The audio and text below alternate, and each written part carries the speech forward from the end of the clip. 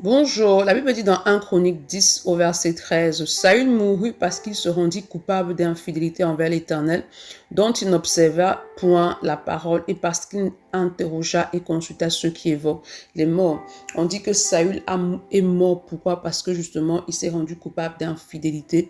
Il demeurait en fait dans le péché, en fait dans son attitude, dans sa désobéissance.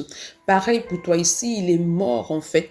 Il est mort d'une mort physique en fait. Mais lorsqu'on parle de mort du péché, il s'agit de la mort spirituelle. La Bible dit que le salaire du péché, c'est la mort. Lorsque tu agis en infidèle devant le Seigneur, lorsque tu demeures dans le péché, lorsque tu te plais au péché, cela va attirer sur toi la mort spirituelle. Lorsqu'on parle de mort spirituelle, ça veut dire que lorsque tu vas mourir, si tu meurs dans un état de pécheur, alors tu vas subir la deuxième mort, c'est-à-dire que tu iras en enfer. Alors que lorsque tu acceptes Christ et que tu demeures dans la sanctification, alors tu ne subiras pas la deuxième mort. C'est-à-dire qu'après ta mort physique, tu finiras l'éternité au paradis avec l'Éternel.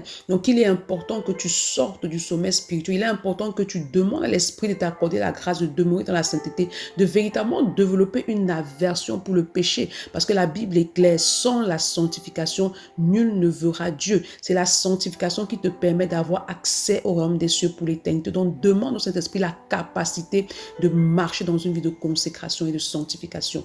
Bonne journée. Shalom.